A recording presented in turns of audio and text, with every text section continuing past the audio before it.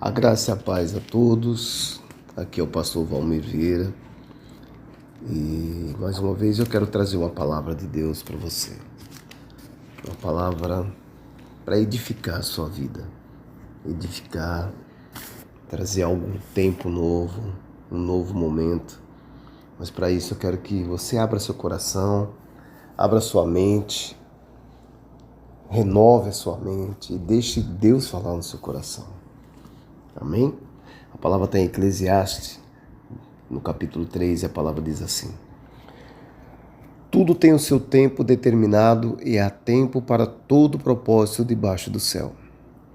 Há tempo de nascer e tempo de morrer, tempo de plantar e tempo de arrancar o que se plantou, tempo de matar e tempo de curar, tempo de derribar e tempo de edificar, tempo de chorar e tempo de rir, tempo de prantear e tempo de saltar de alegria, tempo de espalhar pedras e tempo de ajuntar pedras, tempo de abraçar e tempo de afastar-se de abraçar, tempo de buscar e tempo de perder, tempo de guardar e tempo de deitar fora, tempo de rasgar e tempo de coser, tempo de estar calado e tempo de falar, tempo de amar e tempo de aborrecer, tempo de guerra e tempo de paz.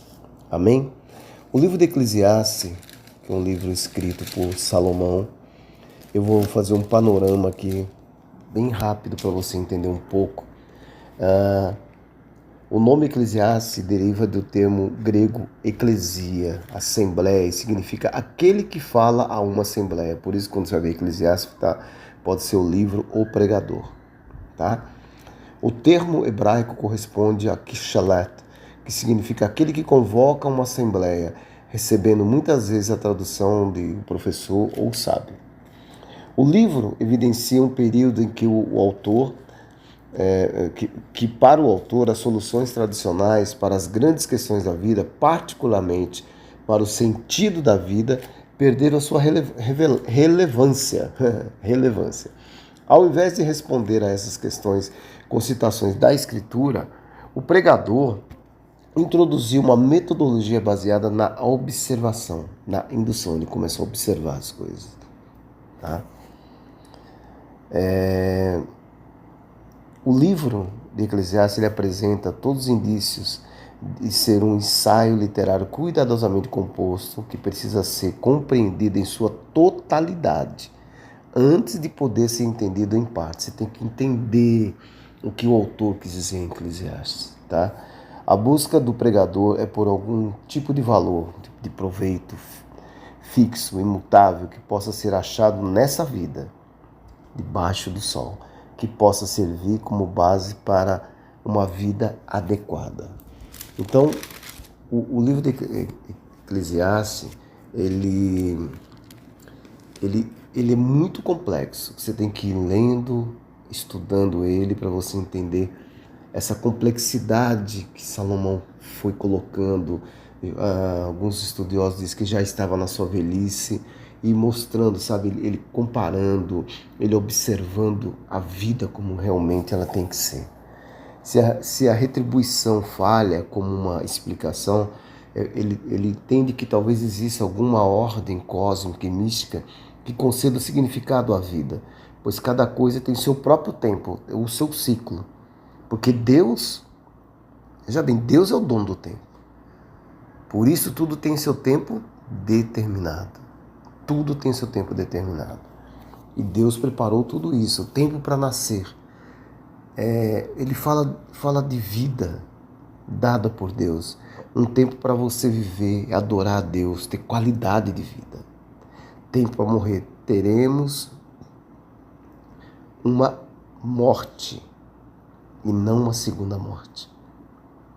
Se você é filho de Deus, se você aceitou Jesus como seu único Salvador, se você honra, obedece e vive uma vida cristã, realmente você vai entender que nós estamos passando, nós somos peregrinos aqui, né? E essa morte que virá é uma e não duas, como aquela morte eterna do fogo. Tempo de plantar, tempo de arrancar o que se plantou. Tudo que você plantar, você vai colher. Isso é uma lei da semeadura. Tudo que se planta, colhe. Não tem nem o que se discutir isso quando Salomão fala isso. Você não pode plantar uva e colher abacaxi. Você vai plantar uva e vai colher uva. Então pense no que você está plantando hoje. O que é que você está plantando? O que é que você está fazendo da sua vida? Quais são os frutos que você vai colher depois? Tempo de matar, tempo de curar. Tempo para tudo. Mesmo quando é tempo de ser ferido, mas vai vir um tempo de cura. Esse tempo de matar, ele é um tempo que você tem que começar, para pensar. Sabe, quantas pessoas você já feriu? Quantas já te feriram? Mas você precisa entrar no tempo de cura. O mais importante é esse tempo de cura. Eu vejo muitas pessoas se ferindo, sua ferida fere, então ela precisa ser curada. Tá? Tempo de derribar e tempo de edificar. Matamos, derrubamos o que construímos. Mas vai chegar o tempo de entendimento. Esse tempo de entendimento é o tempo de edificar. A gente destrói. Veja como a humanidade faz. Ela constrói tantas coisas e destrói tantas coisas. Vai chegar um tempo de entendimento que ela vai falar, não, nós precisamos edificar. Tempo de chorar, tempo de rir, tempo de prantear, é tempo de saltar de alegria. O ser humano, volta a falar, ele destrói. O próprio ser humano destrói o ser humano. O ser humano chora e pranteia, o ser humano não perdoa. Mas o ser humano precisa construir, ele precisa edificar, ele precisa aprender a perdoar, para ele saltar de alegria e voltar a ser feliz. Há tempo de espalhar pedra e tempo de juntar pedra. Há muitas pedras que nós mesmos jogamos no caminho, tanto de outros como no nosso próprio caminho. Precisamos juntar essas pedras para continuar edificando. Tempo de abraçar e tempo de afastar-se de abraçar. Quantas pessoas já passaram na sua vida? Você já fez uma lista de quantos amigos já passaram? Quantas vão passar ainda? Quantos amigos já se foram? E quantos virão? Quantos ensinamentos nós já tivemos? E quantos arrependimentos também? Tempo de abraçar. Tempo de buscar, tempo de perder. Só encontra quem busca e só perde quem tem. Busque paz, busque amor, perdão. Perca definitivamente o orgulho, a mágoa, a solidão porque você quer estar só. Há tempo de guardar, há tempo de deitar fora.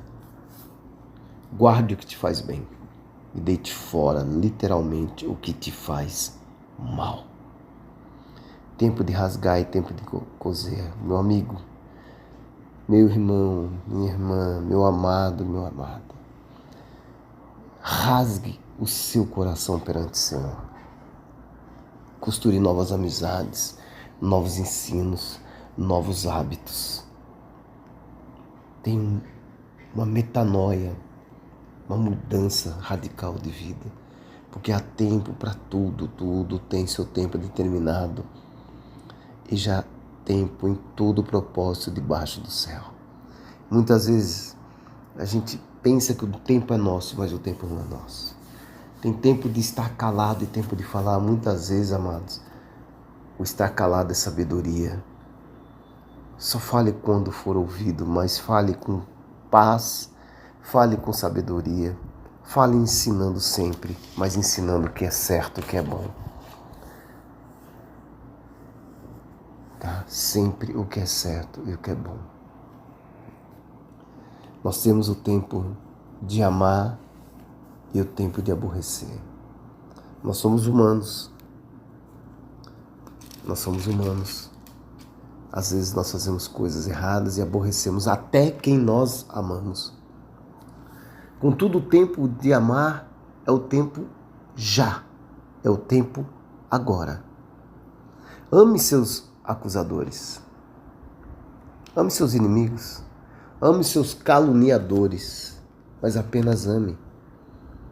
Sabe o que é isso, pastor? Eu vou amar aquele que me fez mal, sim.